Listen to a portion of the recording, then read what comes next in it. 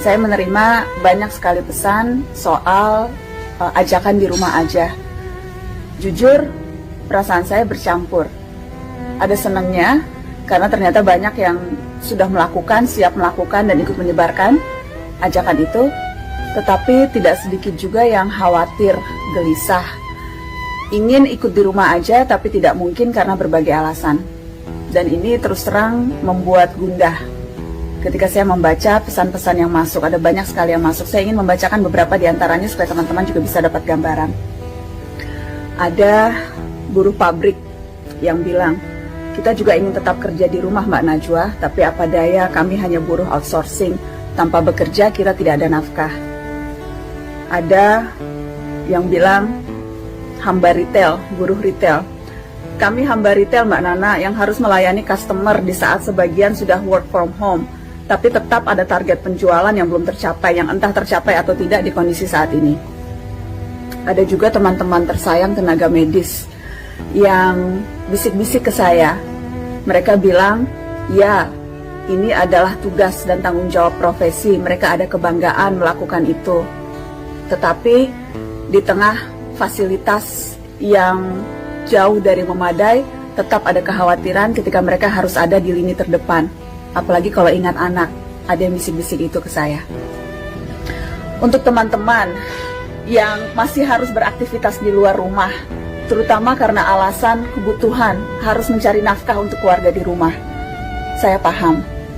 Jika dokter, suster, tenaga medis adalah pahlawan kemanusiaan, maka teman-teman, buruh harian, security, pekerja outsourcing, driver ojek online, kalian juga pahlawan bagi keluarga di rumah, dan juga bagi kita, bagi kami yang punya pilihan untuk tetap di rumah aja. Karenanya menjadi sangat penting bagi perusahaan-perusahaan yang bisa mengambil keputusan untuk meminimalkan resiko bagi karyawannya untuk betul-betul mempertimbangkan itu. Ada satu lagi curhatan ke saya dan saya ingin bacakan curhatan ini. Mbak Najwa, teman kantorku hari ini ada yang batuk, ada juga yang flu berat. Bahkan ada satu orang yang punya tetangga yang sudah positif terkena virus corona. Tapi pimpinan kantor kami nggak ambil kebijakan apapun untuk mencegah penularan virus. Kami semua harus tetap masuk. Dan di sini pentingnya peran negara. Tidak cukup hanya sekedar seruan atau himbauan. Harus ada langkah konkret. Harus ada kebijakan turunan yang bisa memaksakan agar seruan ini diikuti. Bukan hanya sekedar himbauan di awal. Peran negara harus lebih konkret, menyiapkan instrumen, menurunkan ini menjadi insentif bagi perusahaan sehingga mereka bisa membebaskan karyawannya dari bekerja di kantor. Seluruh stakeholder pemerintah harus merumuskan dan memikirkan kebijakan turunan sehingga seruan ini bukan hanya sekedar seruan, tetapi betul-betul bisa diimplementasikan di lapangan. Dan untuk teman-teman yang masih dipaksa situasi untuk beraktivitas di luar rumah, apakah karena aturan atau kebutuhan, tidak usah kecil hati. Masih ada yang bisa kita lakukan untuk meminimalisir penyebaran virus ini. Usahakan untuk mengurangi kontak fisik, menjaga jarak minimal 1 meter. Sering-sering cuci tangan ya teman-teman, dengan cara yang benar. Ada banyak sekali contohnya bertebaran di media sosial, pakai sabun, kurangi menyentuh muka. Dan juga kalau sudah beraktivitas di luar rumah, ketika pulang langsung mandi, langsung ganti baju, supaya sekali lagi anak dan keluarga kita di rumah juga terhindar dari penyebaran virus yang kemungkinan ada di luar. Dan ini artinya tanggung jawab lebih bagi kita yang punya pilihan untuk beraktivitas di rumah aja. Dengan mengurangi interaksi di luar rumah, itu artinya kita juga mengurangi kerentanan bagi mereka-mereka yang tidak punya pilihan untuk melakukan itu. Di rumah aja, itu artinya mengurangi kontak fisik atau interaksi dengan orang lain, social distancing.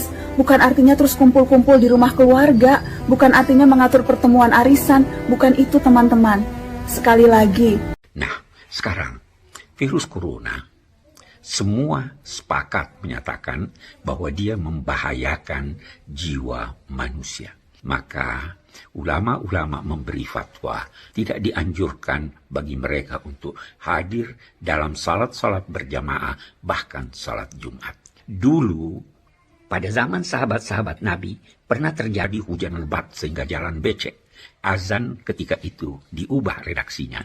Kalau dalam azan ada kalimat yang menyatakan hayya 'alas shalah, mari melaksanakan salat, maka panggilan ketika itu berbunyi, salatlah di rumah kalian masing-masing. Ini bukan berkaitan dengan keselamatan jiwa, tapi berkaitan dengan kesehatan dan kemudahan. Itu